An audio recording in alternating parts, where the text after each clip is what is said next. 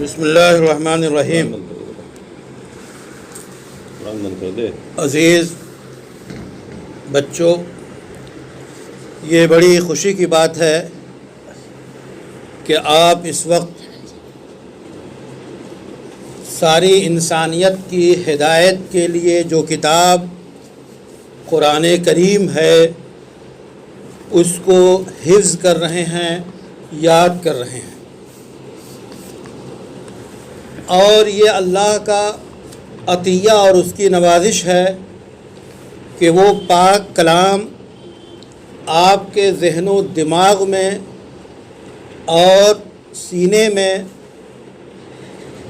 ڈال کر اتار کر یاد کرا دے رہے ہیں، اور اس کو آپ بڑی آسانی سے حفظ کر لے رہے ہیں اور رفتہ رفتہ حافظ بن جاتے ہیں۔ تو یہ اللہ کی طرف سے بڑی نوازش ہے، ورنہ یہ قرآن کریم جو اس کی عظمت ہے اور جو اس سے فرمان کا اثر ہونا چاہیے، ظاہر ہے کس کا فرمان ہے؟ یہ خالق کائنات کا فرمان ہے، اللہ رب العزت کا فرمان ہے، اور وہ خالق ہے، اس کی قوت بے پناہ جس کی کوئی انتہا نہیں، تو اتنے ہی قوی اس کا کلام بھی۔ اب اس کلام کے وزن کو، اس کے بوجھ کو، اس کے حیثیت کو ہمارا ذہن، ہمارا دماغ، ہمارے ہونٹ، ہماری زبان اسے برداشت کر لیں، یہ محض اس کا کرم ہے۔ ورنہ خود اللہ نے فرما دیا کہ اگر اس کلام کو پہاڑوں پہ اتارا جاتا تو پہاڑ جو ہے وہ پھٹ پڑتا۔ اس لحاظ سے ننھے ننھے ہونٹ جو ہے پھٹ پڑتے اگر یہ کلام کا اثر ظاہر ہوتا، لیکن یہ اس کا کرم ہے، اس کا احسان ہے کہ ایسا عظیم کلام ہمارے لیے اس نے آسان کیا۔ اور خود اللہ تعالیٰ نے ایک سورے میں کئی مرتبہ فرمایا، اعوذ باللہ من الشیطان الرجیم، وَلَقَدْ يَسَّرْنَا الْقُرْآنَ لِلذِّكْرِ فَهَلْ مِن مُدَّكِّرٍ، کہ اور تحقیق کہ ہم نے قرآن کو آسان کیا یاد کرنے کے لیے، نصیحت قبول کرنے کے لیے، یاد دہانی کے لیے، سراپا ہدایت کے لیے، تو کیا ہے کوئی یاد کرنے والا؟ تو اللہ کی طرف سے آپ کو خطاب کیا جا رہا ہے کہ یہ قرآن آسان ہے، اسے دشوار اور مشکل نہ سمجھو۔ تو وہ تمام طلبہ، تمام ہمارے جو ہے قوم کے بچے، وہ جب قرآن ہاتھ میں لیں تو یہ سمجھ کے لیں کہ یہ ہمارے لیے اللہ نے آسان کیا ہے۔ سبق آپ کو کتنا ہی مشکل لگے لیکن اسے مشکل نہ سمجھیے، یہ عزم کیجئے کہ جب ہمارے اللہ نے یہ کہہ دیا کہ یہ آسان ہم نے کیا، تو جس چیز کو اللہ نے آسان کیا وہ آپ کے لیے مشکل نہیں ہو سکتی۔ وقتی طور پہ آپ دقت اور الجھن محسوس کر سکتے ہیں کہ آیت بڑی مشکل معلوم ہو رہی ہے، بہت بڑی آیت ہے، اس میں تشابہ بہت زیادہ ہے، مشابہت بہت زیادہ ہے، ہمارے لیے یاد کرنا مشکل ہو رہا ہے، لیکن یہ وقتی دقت ہے، حقیقت میں یہ قرآن آسان ہے۔ اس لیے آپ قابل مبارکباد ہیں کہ آپ قرآن حفظ کر رہے ہیں۔ قرآن کریم کے الفاظ کو جس طرح اترا ہے اسی طرح پڑھنا ضروری ہے۔ کبھی ایسا ہوتا ہے کہ قرآن کو حفظ کرنے میں اور یاد کرنے میں زبان بہت تیز چلتی ہے، خاص طور پہ ہمارے ہندوستان کا یہ نظام ہے حفظ خانوں کا کہ بچے بہت رواں پڑھتے ہیں، اس قدر رواں پڑھتے ہیں کہ وہ تو سمجھتے ہوں گے لیکن سامنے بیٹھنے والا یہ نہیں سمجھ پاتا کہ آپ کون سی آیت پڑھ رہے ہیں، کون سے حروف ادا کر رہے ہیں۔ تو اتنی تیزی کے ساتھ پڑھنا جائز ہی نہیں ہے، درست نہیں ہے۔ ایک ایک حرف مخرج سے نکلے، صحیح اس کی ادائیگی ہو۔ اور کلام کس کا پڑھ رہے ہیں؟ رب کائنات کا کلام۔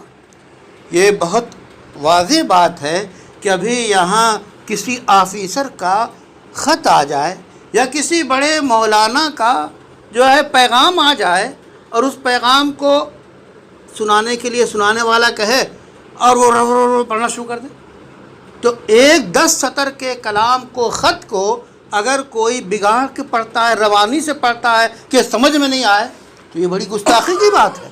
تو یہ تو اللہ کا کلام ہے، اللہ کا پیغام آپ کے نام ہے، ایک ایک حرف کو صحیح ادا کر کے پڑھیے۔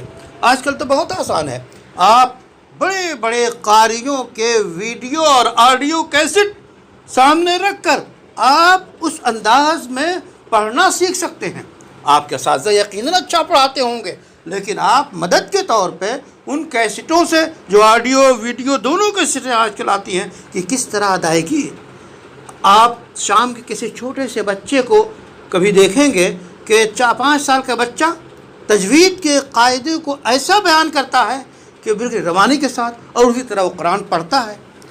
تو قرآن کو آپ یاد کیجئے تو ایک ایک حرف کو واضح، صاف اور صحیح ادائیگی کے ساتھ قرآن کو یاد کیجئے۔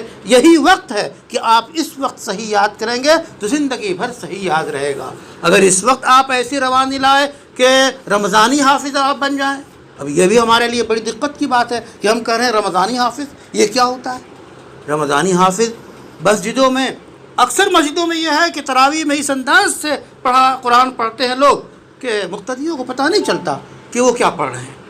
اس لیے رمضان قریب ہے، جو حافظ تیار ہو رہے ہیں وہ بھی ابھی سے اس بات کی طرف توجہ دیں کہ قرآن رک رک کے پڑھیں۔ وَرَتِّلِ الْقُرْآنَ تَرْتِيلًا۔ حضرت عبداللہ ابن عباس کہتے ہیں ترتیل کیا ہے؟ ہر حرف کو اس کے صحیح مخرج سے نکالنا، صحیح طور پہ ادا کرنا، رک رک کے قرآن پڑھنا، حروف کی صحیح ادائیگی کرنا، یہ ہم سب کے لیے ضروری ہے۔ اس وقت کو، موقع کو غنیمت جانیے، پابندی کے ساتھ پڑھیے، ناغہ نہ کیجیے۔ ناغے کی بڑی بے برکتی ہوتی ہے۔ جو حدیث میں آتا ہے کہ عمل تھوڑا ہو لیکن اس میں دوام ہو، یعنی مسلسل آپ سو کریں، تو یہ وقت آپ کی عمر جو ہے چند سانسوں کا مجموعہ ہے۔ ایک سانس گئی، عمر اتنی کم ہو گئی۔ یا عمر کو سمجھنا ہو تو برف بیچنے والا کیا کہتا ہے کہ برف میرے خرید لو ورنہ پونجی ختم ہو جائے گی، یعنی برف گل جائے گی، ہر وقت برف گل رہی ہے، گل جائے گی تو سارا سرمایہ ختم، پونجی ختم۔ اسی طرح عمر جو ہے برف ہے، ایک ایک منٹ گزر رہا ہے، ایک ایک سیکنڈ گزر رہا ہے، عمر کم ہوتی جا رہی ہے یہاں تک کہ موت۔ تو اس وقت کو جو کام میں لائے، جو استعمال کر لے، وہی کامیاب ہے۔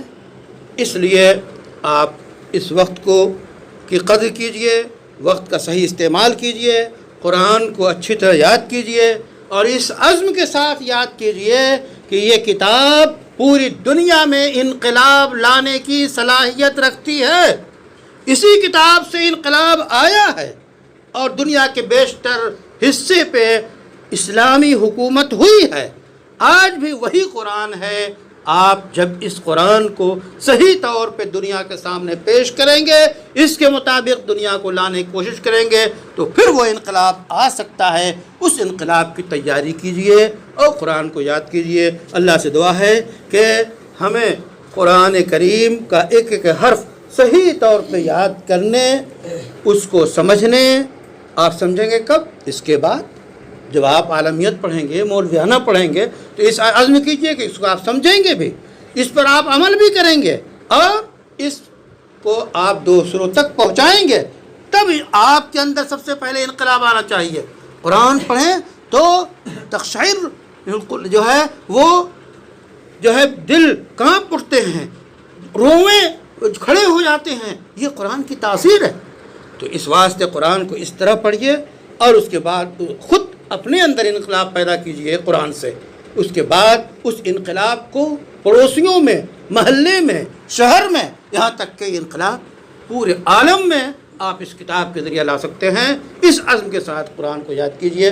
اللہ تعالی ہمیں اس بات کی توفیق دے اور پورے طور پہ ہمیں اس میں کامیابی سے جو ہے ہمکنار فرمائے، اور اللہ تعالی اس مدرسہ سراج العلوم جو ہے اوکھلا دلہی میں جو یہ چل رہا ہے، سراج کے معنی ہی آتے ہیں چراغ کے، خدا اسے چراغ بنائے، اس کی روشنی کو دور دور تک پھیلائے، اور اس کے ذمہ داروں کو بہتر سے بہتر توفیق دے، ان کی مدد فرمائے کہ یہ مدرسہ بہتر سے بہتر چل سکے۔